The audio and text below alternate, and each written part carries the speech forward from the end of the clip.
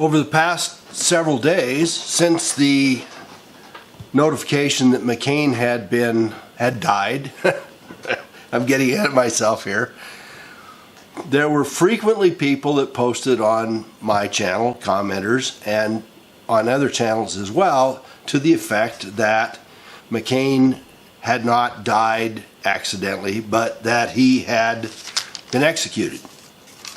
And I took it with a grain of salt because there's always hyperbole. There's this stuff on the outer edges, and sometimes it's true, sometimes it's totally true, sometimes it understates the process, but oftentimes it jumps ahead of the process, and people just end up looking really stupid because they say stuff that ultimately ends up sounding like a crazy conspiracy theory. And while I have not fashioned my tinfoil hat yet, I'm going to, I'd kind of like to stay on the edge of that and stay real. And part of my approach toward processing here was to say, all right, let's talk about what we can prove. Let's talk about what makes sense. Let's talk about what historically fits the narrative. But I had several people post today about the Kasich conversation with Cuomo, and so I looked it up. And it's not, shrubby Bush made those kind of statements about 9/11. And he kind of caught himself midstream. He probably practiced 960 times in order not to let the total cat out of the bag that it was an inside job. But Kasich obviously didn't think he needed to practice. And so it dropped right out that he had been put to death or been executed. I can't remember exactly what the terminology was. And it's absolutely unequivocal. And as some people pointed out, not only did he say it, but it is very easy to see that he realized he said it, and that as he realized he said it, he became incredibly self-conscious and self-shamed about what he had said. So obviously Kasich knows. Now, what that raises as an implication is, I think this is grand, right? So why would Kasich know? It isn't just that he knew, it's why would he know? You and I, nobody has come to us or called us and officially said, McCain didn't really die of cancer, he was executed. Nobody did that. We have to infer it from what we've seen and interpolate these things and then have questions, as I have had. But obviously Kasich knew. And Kasich knew so well that he made a Freudian slip without even realizing he'd done it until, of course, it was all out. So why would he know? And that's the next question. And that brings up either one of two things, right? I guess it's one of three. Either he's on the inside, he's a good guy, he's on the inside, and he was told by the good guys that that's what they were going to do. He's on the outside, he's a bad guy, and his buddies, the bad guys, have called him and said, my God, what do we do next? Are you on the list? Or he could just be somebody that accidentally found out. I'm inclined, especially with the interview that he gave and with all of the rest of the neocon kind of crap that Kasich has done over the years, to put him in the second camp, which is the bad guys got a hold of him and said, the jig may be up here, John. The jig may be up that some of these guys are starting to go down. And that ties in at some level with my little report about Hillary and the body double, because if it is in fact a body double, and if in fact McCain has been taken out, and if in fact, and I'm going to say these as ifs because I don't know, the Podestas, at least Tony, has disappeared from view and therefore is not available and has been rounded up, then we may have lots more going on. And I know that I got a couple people that say, well, if you're following Q, I think you might be a total nutcase. Well, when it starts to resonate, then that's a different story. And part of the deal about Q that has to do with McCain is that the announcement, as many of you know, it was supposed to be 30 and 28. The 30 was supposedly 30 days, which is actually wasn't. It was a month, which is 31 days, and 28 minutes, and it was announced on the 28th minute, I think, of 4:28 in the afternoon. So what it does, though, and I had a bunch of people when I made some comment about it over the weekend through that process of doing the McCain stuff, that people said, well, yeah, he's going to die, right? He has cancer and he's quit taking therapy, so it doesn't take a brain surgeon to realize he's going to die, and he's going to die pretty soon. Well, that's true. But picking the day, or give or take a day of when he would die, even if he got off the meds, I've been with people that are passing, and you don't know, even if they're in really tough shape, even if they have cancer and pneumonia and everything else and they're dehydrated, whether they're going to last a couple hours or 5 days. You just don't know. And so how would we get that close, right? All right, so it really causes great questioning, and it adds credence to the other discussions that we've had. And Kasich has obviously let a giant cat out of the bag. If I were in Montana right now, I'd be looking for mountain lions out floating around. All right, so the second part is, and this is a Q post. I'm not sure I can give you the number with parts of. Oh, hold it, I'm talking to myself. I'm not sure I can give you the exact number of it, but the second one has to do with Graham. And Graham, there was a notation on the Graham interview of Kavanaugh as part of the Supreme Court hearing. So the Justice panel for the Senate, Lindsey Graham is one of them. And of course, he is also McCain's girlfriend. Or at least he said he was the political partner, right?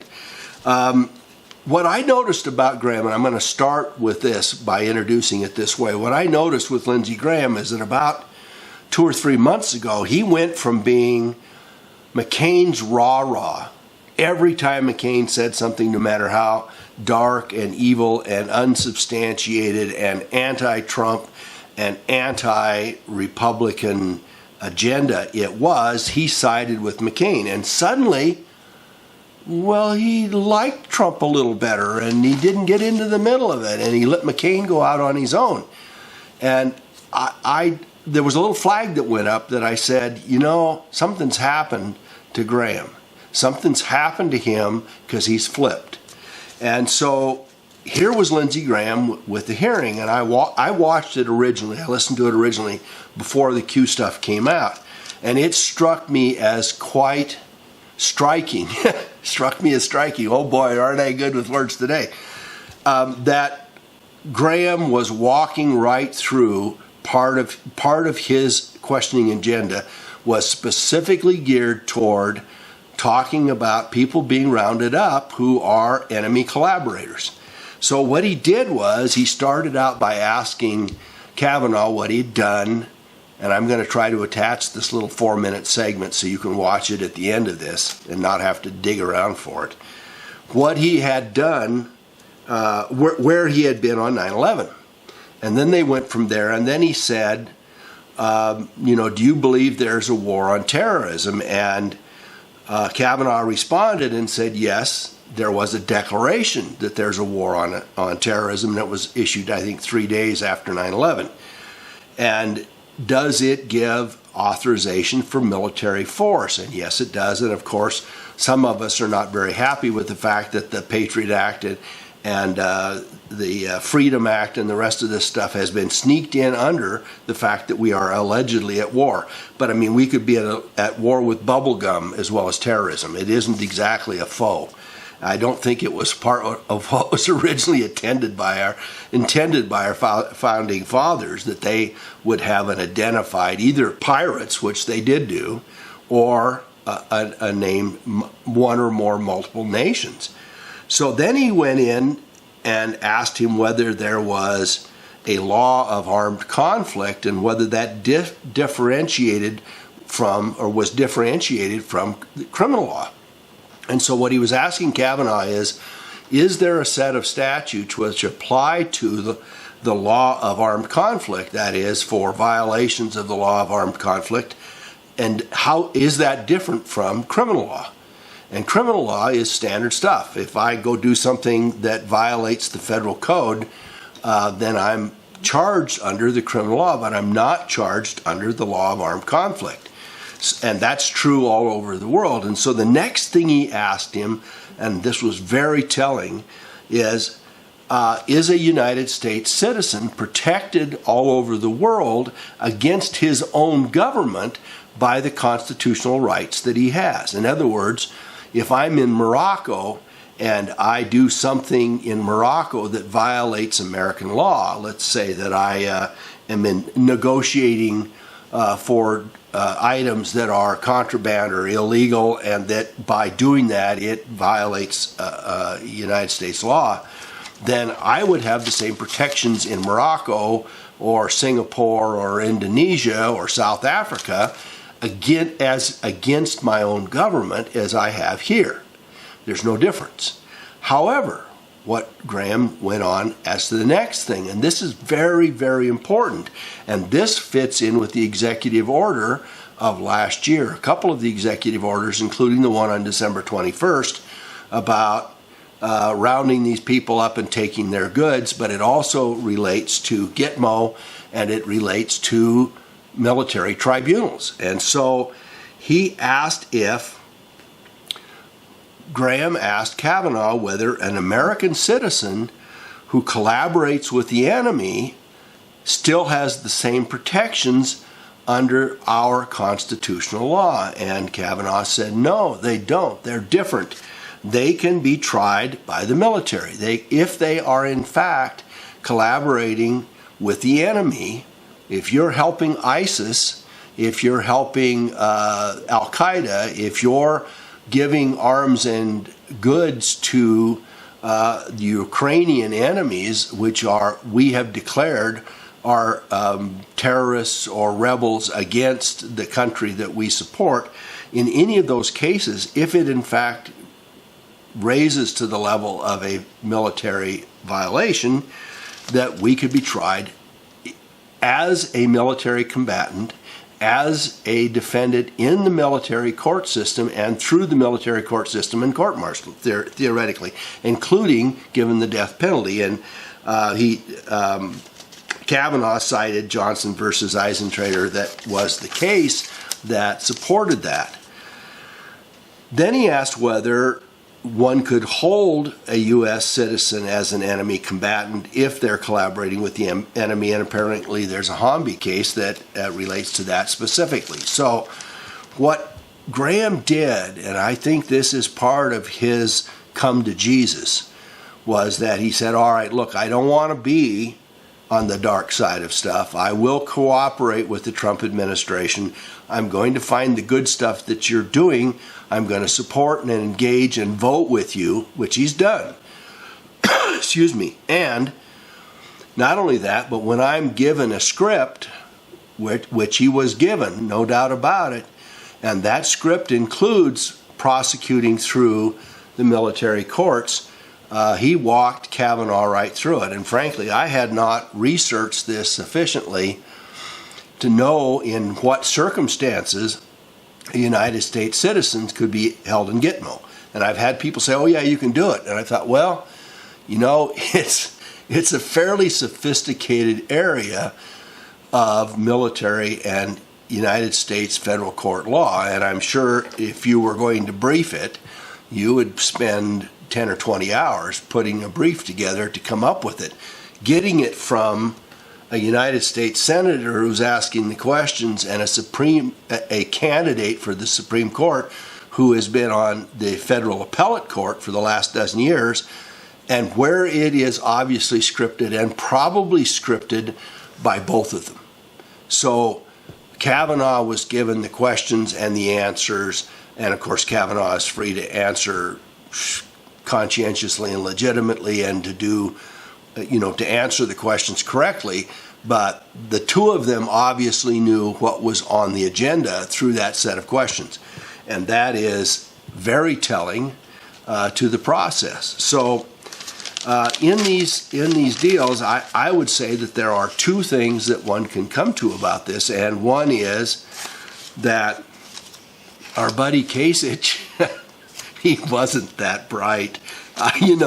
When he ran for president, I thought, oh my goodness, Kasich seemed like, when he was in Ohio as the governor, he seemed like a nice enough guy, but he's not presidential material. He's kind of a mumbly peg. And Graham, who is the Me Too boy, the patsy, the mutt of Mutt and Jeff, if you will, and Graham has come out of this and taken the process to a legitimate end. And in the process of these two things, we get a totally different picture about what the fall might look like. What the fall might look like is this. If in fact people are being taken down, if in fact McCain was executed, and if in fact this military tribunal stuff is going to be held and held legitimately and processed as such, we are certainly going to see a different year. There's no question about that.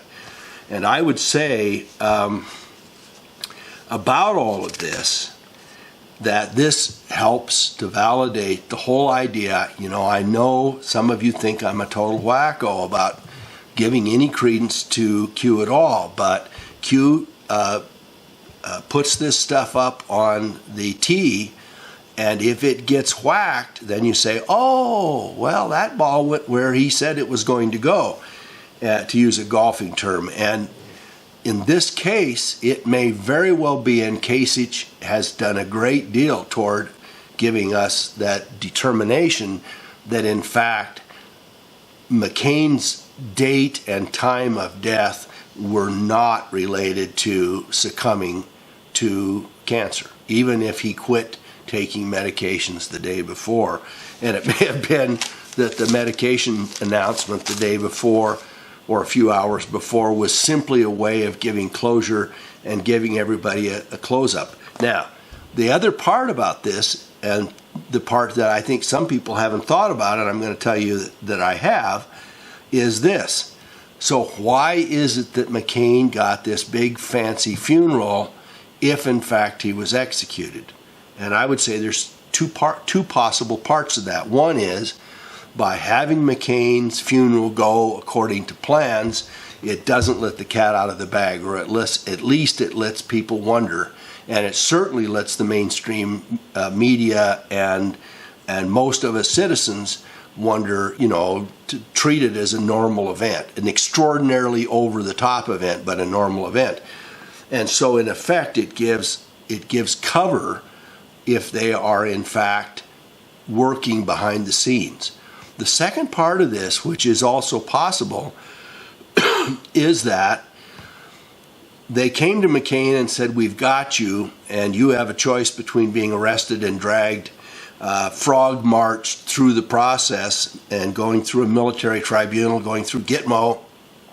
You are terminally ill in one fashion or another, and you have a choice between being quietly and privately executed, or you're going to go through the whole process, and we'll leave you be if you A, cooperate, and B, go ahead and take your pill, take your execution pill, and then we'll let you have the big fancy funeral, and then it will be all undone later on when the truth comes out. So I think there's a legitimate case to be made that in fact is what happened. Do I know that? No little birdie came to me and said,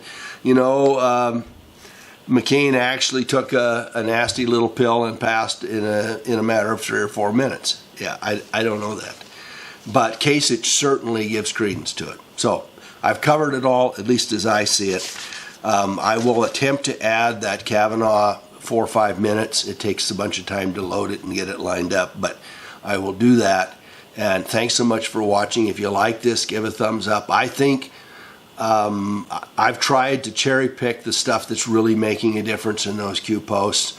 I think the Graham testimony and the McCain, the no-name McStain stuff being predicted are two very important pieces for what the fall might look like, and I take great heart in the fact that that may be the case. Thanks so much for watching. Again, give me a thumbs up if you like it. Subscribe if you haven't already, and let's kick butt and take names, okay? Thanks for watching. When the buildings fell. So when somebody says post 9/11 that we've been at war and it's called the war on terrorism, do you generally agree with that concept? I do, Senator, because Congress passed the authorization for use of military force, which is still in effect, and that was passed, of course, on September 14th, 2001, 3 days later. Let's talk about the law in war. Is there a body of law called the law of armed conflict? There is such a body, Senator. Is there a body of law that's called basic criminal law? Yes, Senator. Are there differences between those two bodies of law? Yes, Senator. From an American citizen's point of view, do your constitutional rights follow you? If you're in Paris, does the Fourth Amendment protect you as an American from your own government? From your own government, yes. Okay. So if you're in Afghanistan, do your constitutional rights protect you against your own government? If you're an American in Afghanistan, you have constitutional rights as against the U.S. government. Is there a long-standing... That's long-settled law. Isn't there also a long-settled law that it goes back to the Eisentrager case? I can't remember the name of it. Yeah, Johnson versus Eisentrager. Right. That American citizens who collaborate with the enemy have considered enemy combatants. They can be. They can be. They're sometimes criminally prosecuted, sometimes treated in the military. Well, let's talk about can be. I think under Supreme Court precedent. Right. There's a Supreme Court decision that said that American citizens who collaborated with Nazi saboteurs were tried by the military. Is that correct? That is correct. I think a couple of them were executed. Yeah. So if anybody doubts, there's a long-standing history in this country that your constitutional rights follow you wherever you go, but you don't have a constitutional right to turn on your own government, collaborate with the enemy of the nation. You'll be treated differently. What's the name of the case, if you can recall, that reaffirmed the concept that you could hold one of our own as an enemy combatant if they were engaged in terrorist activities in Afghanistan? Are you familiar with that case? Yeah, Hamdi. Okay.